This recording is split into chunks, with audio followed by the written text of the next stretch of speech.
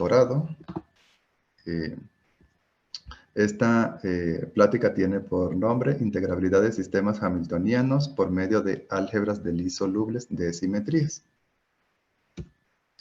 Primero, pues presento brevemente el contenido, lo que vamos a ver en esta presentación. Vamos a comenzar con una breve introducción a la mecánica hamiltoniana. Vamos a hablar un poquito de qué es esto, ¿no? ¿Qué es esto de la mecánica hamiltoniana? Luego vamos a presentar, se podría decir, el resultado principal, que es el teorema de Kozlov. Luego vamos a ver algunos conceptos y teoremas fundamentales para comprender el significado del teorema de Kozlov. Luego vamos a ver el teorema de Lie y en general vamos a hablar un poquito sobre el trabajo de Lie, que es fundamental para la demostración del teorema de Kozlov y pues también es muy relevante en la mecánica hamiltoniana. Por último, presentamos la prueba del teorema de Kozlov utilizando el teorema de Lie y por supuesto, todos los conceptos y teoremas fundamentales que vamos a ver. Primero, con la introducción de la mecánica hamiltoniana, esta teoría, este formalismo matemático se debe a este señor matemático irlandés, William Hamilton. La mecánica hamiltoniana es una reformulación de la mecánica clásica, así como la mecánica lagrangiana. Uno podría preguntarse, pues, ¿por qué molestarse haciendo una reformulación de algo que ya está bien establecido? Pues alguna ventaja, algún beneficio debe de tener. Y efectivamente sí lo tiene. Uno de los puntos importantes, una de las ventajas de la mecánica hamiltoniana es su riqueza geométrica. Las estructuras geométricas son muy importantes en la mecánica hamiltoniana. Tanto así que sirve de marco de referencia, al menos en el lenguaje, para el desarrollo de otras teorías, como por ejemplo la mecánica cuántica. La mayoría del lenguaje de la mecánica cuántica está basado en el lenguaje de la mecánica hamiltoniana. Un sistema hamiltoniano pues, es simplemente un sistema mecánico que se rige por las ecuaciones de movimiento de Hamilton. Vamos a ver cuáles son esas ecuaciones de Hamilton. Dado un sistema hamiltoniano con n grados de libertad, con función hamiltoniana, aquí tenemos la función hamiltoniana, o también puede ser una función hamiltoniana dependiente explícitamente del tiempo. Fíjense que puede tener o no tener dependencia explícita del tiempo. Estas son las ecuaciones de Hamilton, en ambos casos para dependencia o independencia del tiempo. Y estas Q's y P's son coordenadas en el espacio-fase del sistema. El espacio-fase tiene el doble de la dimensión del espacio configuración.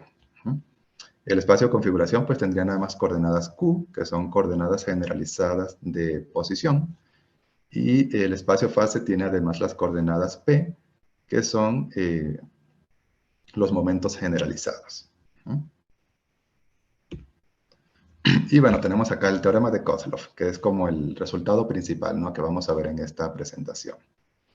Dice lo siguiente: si tenemos n constantes de movimiento, tenemos F1, F2 hasta Fn, constantes de movimiento, que generan un álgebra de Lie soluble bajo el paréntesis.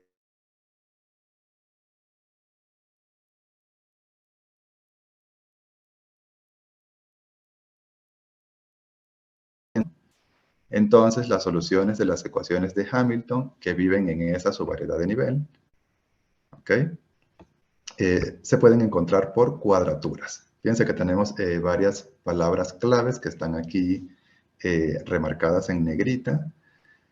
Pues vamos a ver qué significan todas esas palabras, vamos a ver esos conceptos para comprender qué nos quiere decir este teorema de Kozlov, ¿no?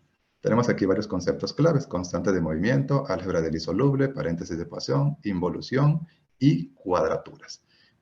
Luego de ver estos conceptos, vamos a retomar otra vez el teorema de Kozlov ya entendiéndolo mejor, ¿no? Ya teniendo presente todos estos conceptos fundamentales.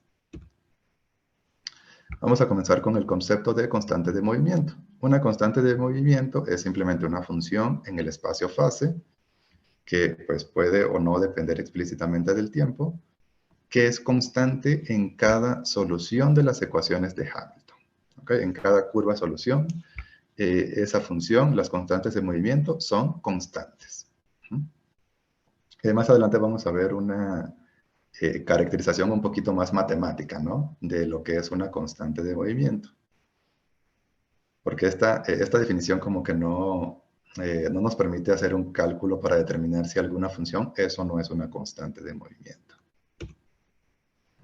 Para eso necesitamos primero el paréntesis de Poisson. Si tenemos dos funciones, f y g, en el espacio-fase, el paréntesis de Poisson de f y g se define de esta manera, donde aquí tenemos índices repetidos y usamos el convenio de suma de Einstein. Es decir, aquí hay suma sobre índices. ¿Okay? Involución, dos funciones están en involución si el paréntesis de Poisson de ellas dos da 0. Y tenemos un teorema que nos caracteriza las constantes de movimiento por medio del paréntesis de Poisson.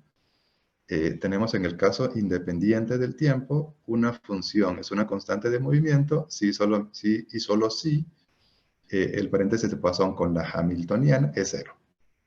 Y en el caso dependiente del tiempo, pues tenemos que agregar la derivada parcial de f con respecto del tiempo. ¿Okay? Aquí tenemos la caracterización de constantes de movimiento.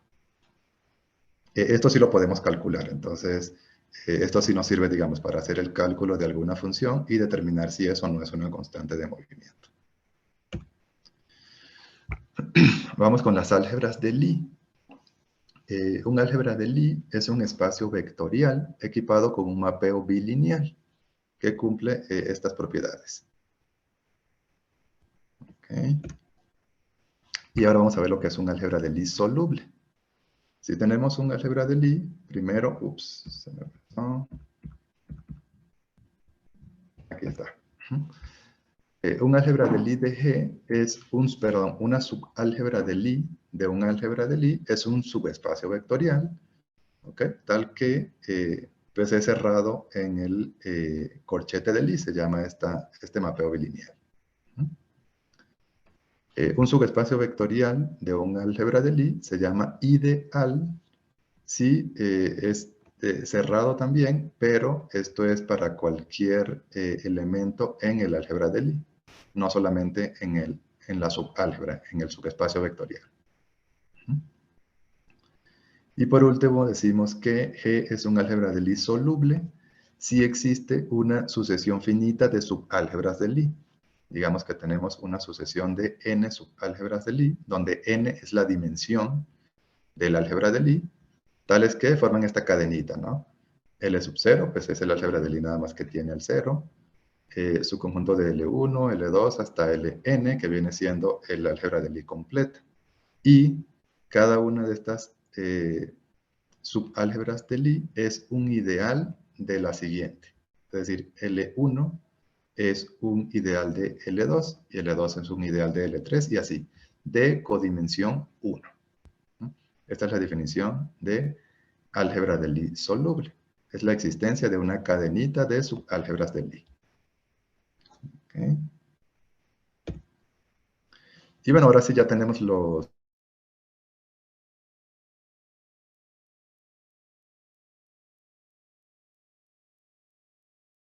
Sabemos lo que es una constante de movimiento, que generan un álgebra de Lie soluble bajo el paréntesis de Poisson. Y además, en esta subvariedad de nivel, las funciones son independientes y están en involución. Entonces, las soluciones de las ecuaciones de Hamilton que viven en esa subvariedad se pueden encontrar por cuadraturas. Cuadraturas significa que yo puedo encontrar esas soluciones calculando un número finito de integrales y realizando un número finito de operaciones algebraicas. Eso significa cuadraturas, que solo tengo que hacer un número finito de operaciones algebraicas y un número finito de integrales. Tengo que calcular un número finito de integrales. El teorema de Kozlov, o su demostración, se basa en el teorema de Lie. Señor Marius Sophus Lie fue un matemático noruego que trabajó principalmente en geometría y ecuaciones diferenciales. El trabajo de Lie es bastante relevante en mecánica hamiltoniana. Él desarrolló la teoría de lo que conocemos ahora como grupos de Lie y álgebras de Lie, entre otras cosas, pero bueno, para nuestros propósitos nos interesan los grupos de Lie, las álgebras de Lie. En principio para simplificar o reducir ecuaciones diferenciales ordinarias. En principio, Lie basó su trabajo en analogías con el trabajo de Évariste Galois. Si recuerdan el trabajo de Évariste Galois, en grupos, donde desarrolló la teoría de grupos para resolver ecuaciones algebraicas. Lie se inspiró en ese trabajo de Galois, pero bueno, vio que no era suficiente la teoría de grupos, que había que enriquecerla un poco más, y bueno, desarrolló la teoría de los grupos de Lie. Y las álgebras de Lie, que son, se puede decir que son la linealización de los grupos de Lie. Ok, vamos a ver un poco del trabajo de Lie. Si tenemos un campo vectorial V dependiente o independiente del tiempo en Rn, podemos considerar el sistema dinámico en Rn definido por ese campo vectorial. Digamos que x1 hasta xn son las coordenadas en Rn. Entonces las ecuaciones de movimiento del sistema estaría dado por esta ecuación vectorial, la cual es equivalente a este sistema de ecuaciones diferenciales, donde pues estas v1 hasta vn son las componentes del vector v en estas coordenadas.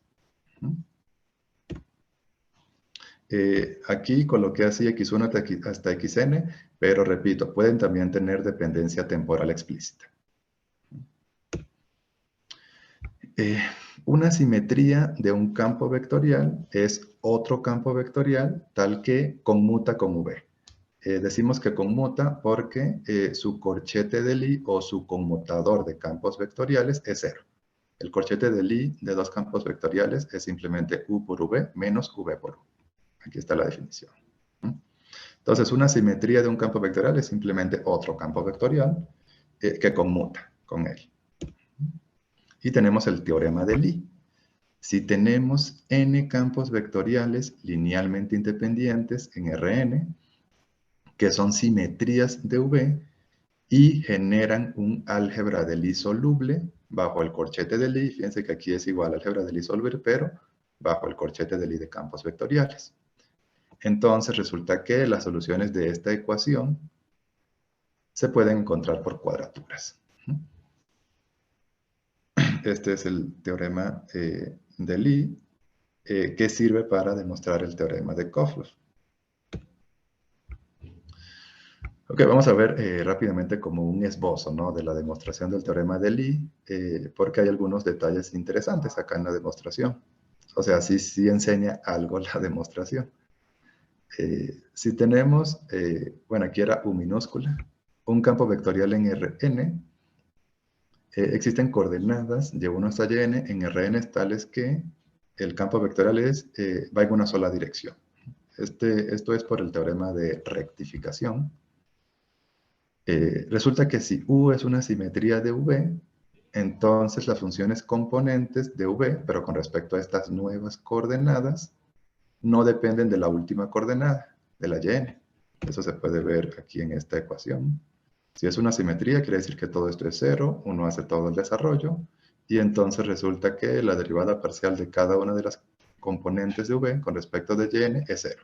Es decir, estas componentes no dependen de la última coordenada. Y entonces, las ecuaciones de movimiento del sistema es equivalente a este nuevo sistema de ecuaciones diferenciales lineales, ahora en coordenadas y. Si se fijan, la última ecuación está desacoplada. Entonces, la idea es que si uno tiene más simetrías de V, con cierta relación entre ellas, uno puede seguir haciendo esto, seguir desacoplando el sistema, hasta que se llega a un punto en el que se puede resolver pues simplemente integrando n ecuaciones desacopladas. Resulta que precisamente la relación que tiene que haber entre esas simetrías para poder para continuar con este proceso eh, de reducción de orden, de desacoplamiento, es que pues tienen que generar un álgebra de Lie soluble. Entonces, si G es el álgebra de Lie generada por n simetrías, y es un álgebra de Lie soluble, entonces existen n subálgebras de Lie, la cadenita, ¿no?, de la definición de álgebra de Lie soluble, con Li un ideal de Li más 1 de codimensión 1. Eso quiere decir que existen estos campos vectoriales, tales que pues L1 es el generado por W1, L2 es el generado por W1 y W2, y así, hasta Ln, que es la propia G. Y teniendo estos campos vectoriales, uno puede continuar con el proceso de reducción que les mostré aquí arriba, con este proceso de reducción o de desacoplamiento, para, pues al final tener n ecuaciones desacopladas. Es decir, simplemente tengo que integrar esas n ecuaciones para resolver las ecuaciones de movimiento. Ok, ahora, como queremos probar el teorema de Kozlov, tenemos que irnos a los sistemas hamiltonianos. El sistema de ecuaciones de movimiento de Hamilton es equivalente también a una ecuación diferencial vectorial, que sería x punto igual a EH. Con x, pues serían todas estas coordenadas, Q1 hasta Pn, y EH es el campo vectorial que define la dinámica del sistema. En el caso independiente del tiempo, este es el campo vectorial que define la dinámica del sistema, y en el caso dependiente del tiempo, se le agrega la parcial con respecto del tiempo. A cada función f, dependiente o independiente del tiempo, en el espacio-fase, se le asigna un campo vectorial x sub f, que se llama campo vectorial hamiltoniano para f, y se define de esta manera. Fíjense que en el caso independiente del tiempo, el campo vectorial que define la dinámica del sistema es el mismo campo vectorial hamiltoniano para la hamiltoniana h. En el caso independiente no sería así. Y tenemos un teorema. Dice que si f es una constante de movimiento del sistema, entonces el campo vectorial hamiltoniano para f es una simetría del campo vectorial que define la dinámica del sistema. Es decir, conmuta con el campo vectorial que define la dinámica del sistema. Esto es muy importante porque vamos a relacionar constantes de movimiento con simetrías del campo vectorial que define la dinámica del sistema, para luego utilizar el teorema de Lie. Tenemos otro teorema que dice que si f y g son dos funciones en el espacio-fase, se tiene esta relación, ¿no?, entre los campos vectoriales hamiltonianos. Y entonces, si tenemos las n constantes de movimiento que generan un álgebra de Lie soluble bajo el paréntesis de Poisson, entonces sus campos vectoriales hamiltonianos, que corresponden a cada una de estas constantes de movimiento, también generan un álgebra de Lie soluble, en este caso bajo el corchete de Lie. Generan un álgebra de Lie soluble de simetrías del campo vectorial que define la dinámica del sistema. En este caso, claro, las funciones definen el álgebra de Lie bajo el paréntesis de Poisson, y los campos vectoriales definen un álgebra de Lie soluble bajo el corchete de Lie de campos vectoriales. Entonces tenemos una relación, ¿no?, entre constantes de movimiento, generando un álgebra de Lie soluble, con campos vectoriales que son simetrías, además del campo vectorial que define la dinámica del sistema, y que generan un álgebra de Lie soluble. Y entonces, pues ya podemos aplicar el teorema de Lie. Debido al teorema de Lie, se tiene que las soluciones de esta ecuación vectorial pues se pueden encontrar por cuadraturas, porque tendríamos n campos vectoriales independientes que generan un álgebra de Lie soluble de simetrías del campo vectorial que está definiendo esta ecuación. Entonces así demostraríamos el teorema de Kozlov, utilizando el teorema de Lie.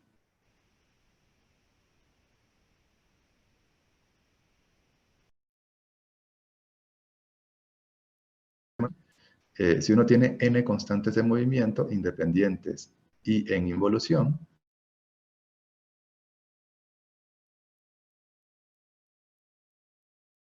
entonces la solución de las ecuaciones de Hamilton, tendríamos un álgebra de Lie generado por las constantes de movimiento, pero esa álgebra de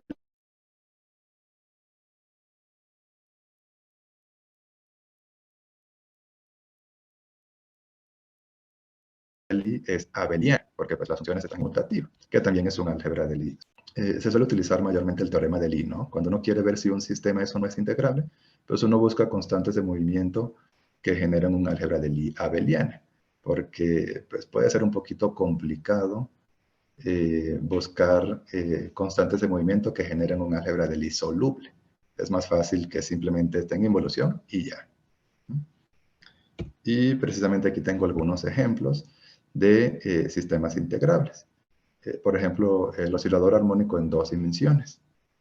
Esta sería la hamiltoniana. Y resulta que pues, la propia hamiltoniana es una constante de movimiento porque no depende explícitamente del tiempo. Y esta otra función también es una constante de movimiento. Estas dos, la hamiltoniana y esta f, son independientes y están en involución. Eso es suficiente para que el oscilador armónico en dos dimensiones sea un sistema hamiltoniano integrable. Tenemos otro ejemplo. El problema de Kepler de dos cuerpos, también bastante clásico, ¿no? En este caso es un sistema con 3 grados de libertad, por eso el espacio-fase tiene dimensión 6. Esta sería la hamiltoniana. Y aquí tenemos 3 constantes de movimiento independientes y en involución. La propia hamiltoniana otra vez. Esta función J3 y esta función J al cuadrado. Estas J's son, esta J3 es la componente Z de el momento angular. Y J al cuadrado es el cuadrado del momento angular.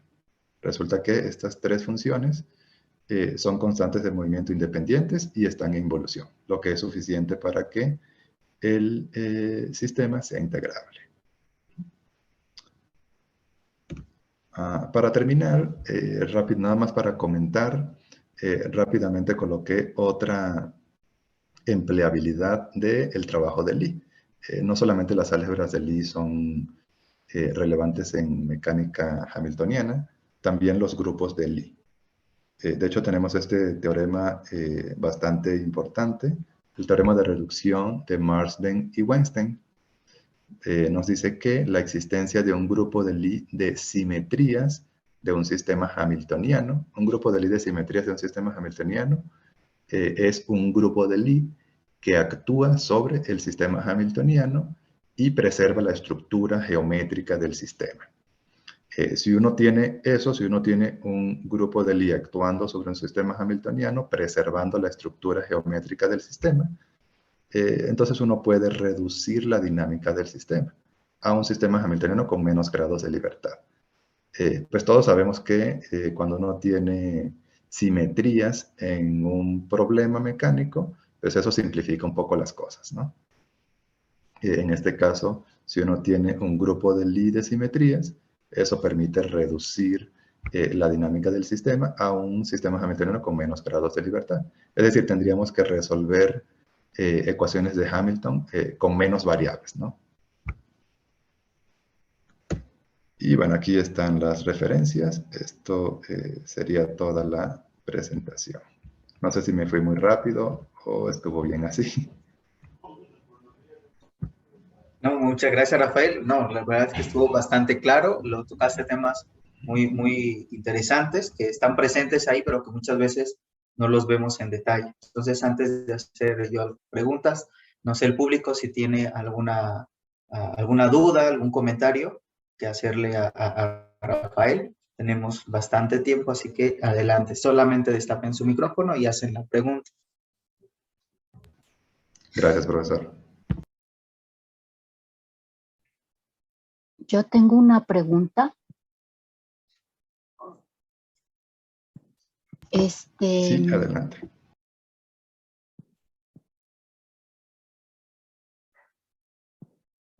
A ver, esa cuestión de ideales se me hace muy interesante, pero como que no logro comprenderla, digamos, geométricamente. A lo mejor tú tienes más idea y me la podrías transmitir, que me gustaría mucho entender. Parece ser que cada una de las constantes de movimiento, F1, F2, etcétera, me pareció entender que ellas sirven para ir construyendo los ideales que van el L0, L1, L2, etcétera, hasta que llegas al álgebra completa. Pero, por ejemplo, pensemos en el Kepler, ¿no? Que tengo las tres constantes de energía, momento angular en Z y magnitud de momento angular. ¿Cómo lo dirías en este caso específico? ¿Quién es el ideal? ¿Cómo se van anidando? ¿O cómo sería el asunto? Ok, sí. Gracias. Muy interesante la pregunta. Por acá, tal vez no está todo detallado, pero déjenme ver. Ok, aquí. El ideal, digamos, no se construye directamente con las constantes de movimiento, sino más bien con los campos vectoriales hamiltonianos que corresponden a cada una de A estas las constantes de constantes. movimiento. Así es. Resulta que los ideales no son exactamente generados por esos campos vectoriales, sino pues sería por algunos campos vectoriales que sean combinaciones lineales de estos. Porque si el álgebra de Lie es generada por estos campos vectoriales, que son los campos vectoriales hamiltonianos correspondientes a cada una de las constantes, si es soluble, existen estas subálgebras de Lie que generan esta cadenita, ¿no? Con cada una un ideal de la siguiente. Y entonces existen estos campos vectoriales que serían los generadores de cada uno de estos ideales. Estos generadores no coinciden necesariamente con los generadores originales del álgebra de Lie completa. Puede ser que sí, pero no necesariamente. ¿Cómo encontraría uno exactamente cuáles son estos generadores? Eso sí, creo que es un trabajo un poquito más complicado. Creo que cada ejemplo tendría, uno tendría que hacer como el cálculo con cada ejemplo, ¿no? Para determinar estos campos vectoriales generadores de cada uno de los ideales. Y en el de Kepler sí podríamos decir, o sea, que es W1, W2 y W3. En ese, como comenta la doctora Lidia, en ese ejemplo concreto, ¿cómo se ven W1, W2 y W3? O, bueno, a lo mejor no lo tienes en esta, aquí en la No, aquí no lo presentación. tengo, pero sí se podrían calcular, pero sí sería como en cada ejemplo, ¿no? O sea, como calcular Sí. en cada ejemplo. Simplemente primero, pues tendríamos que calcular los campos vectoriales hamiltonianos correspondientes a cada una de estas constantes. ¿Ok?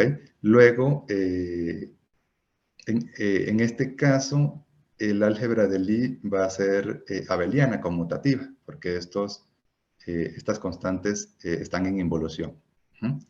Entonces, el álgebra de Lie va a ser abeliana, conmutativa. Claro, también es un álgebra de Lie soluble, trivialmente se le podría decir, lo cual garantiza la existencia de esta cadenita de ideales. Pero no, bueno, yo no he visto así como, o sea, este teorema es como existencial, ¿no? La existencia de esta cadenita, pero de manera constructiva no la he visto. Tendría que hacer el cálculo para ver cuáles son los ideales que corresponderían en este caso a estas constantes de movimiento. Sí, gracias. Sí, no, gracias a usted. Bueno, yo también tengo unas preguntas, solamente dos, Rafael. La primera, en este formalismo, ¿qué podríamos decir del teorema de Noether, ¿no? Bueno, conocemos el teorema de Noether normalmente en la formulación lagrangiana, pero aquí quizás haya su contraparte en la teoría que nos acabas de presentar. Y la segunda, relacionado con lo que comentas de qué es la base para la mecánica cuántica, para ti, ¿qué sería el equivalente de cuadraturas en mecánica cuántica? Bueno, primero con el teorema de Noether, pues precisamente aquí uno tiene una simetría, o las constantes de movimiento están relacionadas con simetrías del campo vectorial que define la dinámica del sistema. Entonces, el hecho de que las constantes de movimiento estén relacionadas con simetrías, pues ya eso nos da idea o nos pasa ya por la mente el teorema de Noether, ¿no? Sí. Segundo, cuadraturas en mecánica cuántica es un tema bastante complicado que sí, pues he pensado algo, pero no tengo así una noción totalmente clara de qué sería de un análogo de cuadraturas en mecánica cuántica. No lo tengo muy claro. Gracias, Rafael. No sé si alguien más tenga comentarios, preguntas.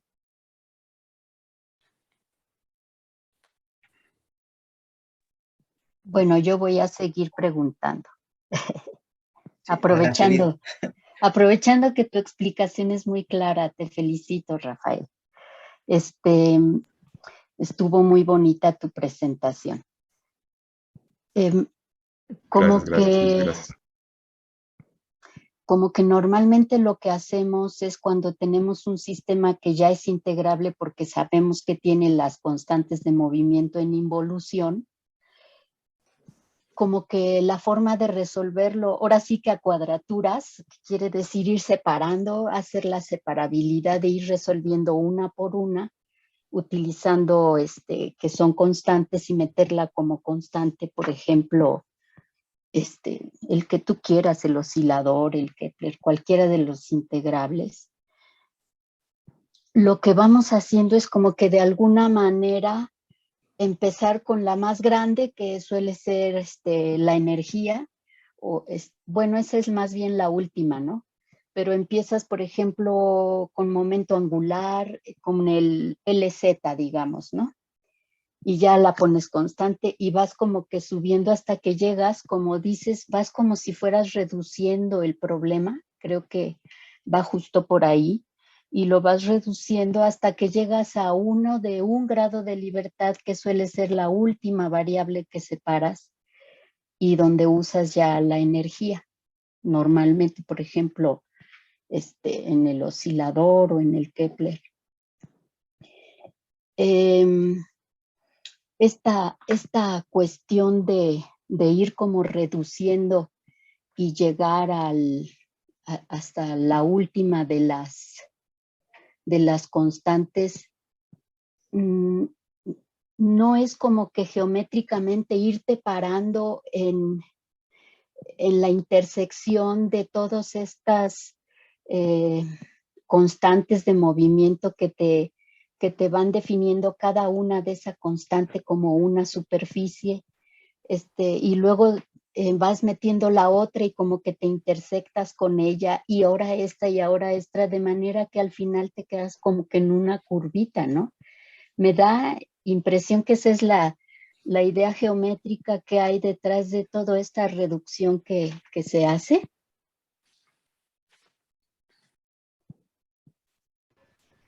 Ok, gracias. Otra vez muy interesante la pregunta.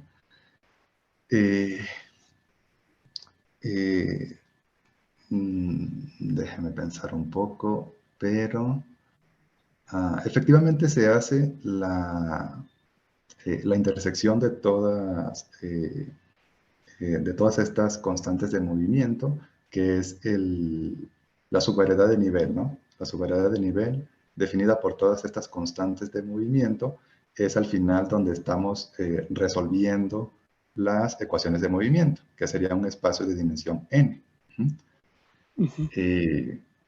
Pero Ah, no, no estoy seguro si la idea de la reducción sea como lo comenta, porque, eh, pues ya se hizo la intersección de estas subveredades de nivel y es una subveredad de dimensión n.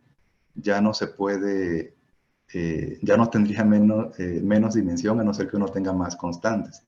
Entonces, creo que no es exactamente la intersección de las subveredades de nivel de las constantes lo que está interpretado en la reducción. Creo que no es exactamente eso, pero no estoy seguro de cuál sería la interpretación geométrica de esta reducción.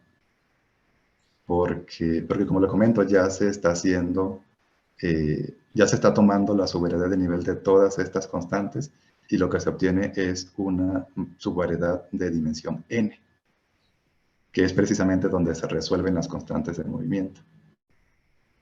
Perdón, que es precisamente donde se resuelven las ecuaciones de movimiento. Sí, creo que aquí estaba pensando como en la superintegrabilidad. Ahí, si tengo más integrales, entonces al final sí va a haber solo una curva, ¿no? O sea, si el sistema es maximalmente superintegrable, la dimensión que nos comentas, que es n, la voy reduciendo y como el número máximo para un sistema superintegrable es 2n menos 1, justo me va a hacer más intersecciones y de esa manera al final solo es una curva, o sea, algo de solo una variable, pero claro, las otras integrales de movimiento no podrían estar en involución con las primeras n. O sea, vamos a agregarle más, pero no recuerdo el nombre del teorema. ¿Cuál será el nombre? A lo mejor Lidia recuerda mejor el nombre del teorema, que no puede exceder 2n, no, n en involución, pero sí puedo tener más de n independientes, integrales de movimiento, aunque no estén en involución con las primeras n. Sí, no sé el nombre, pero efectivamente no pueden ya estar en involución. Sí, pero justo es eso, exactamente con la superintegrabilidad todavía le sigues bajando, pero ya con n es integrable, ya no. Sí.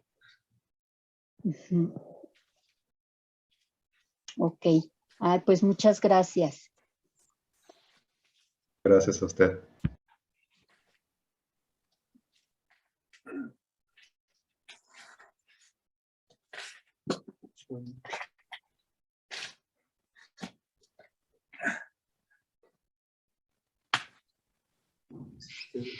Creo que alguien abrió el micrófono.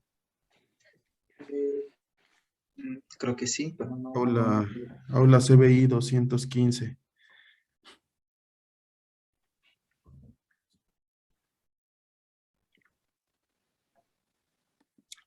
¿Hay alguna otra pregunta? El doctor Norberto. Hola, Alan. ¿Qué tal, doctor?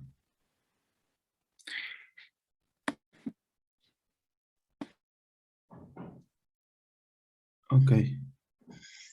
Bueno, creo que ya no hay preguntas, ¿verdad?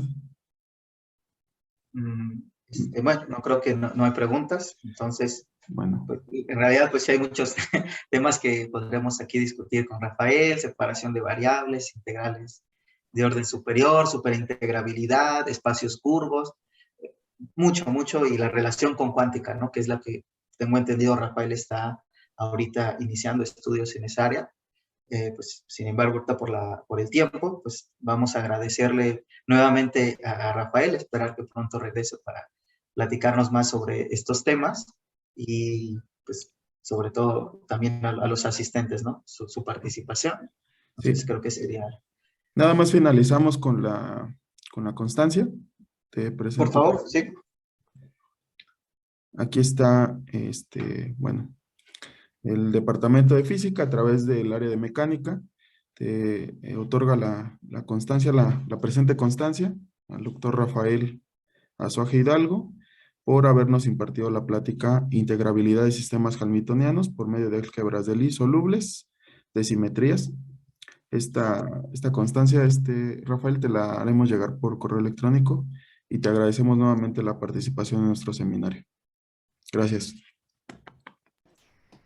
Muchas gracias por la invitación. Pues me gustó mucho participar aquí y pues me gustaría que me invitaran otra vez. Claro que sí. Gracias. Sí, claro que sí. Ya. Bueno, pues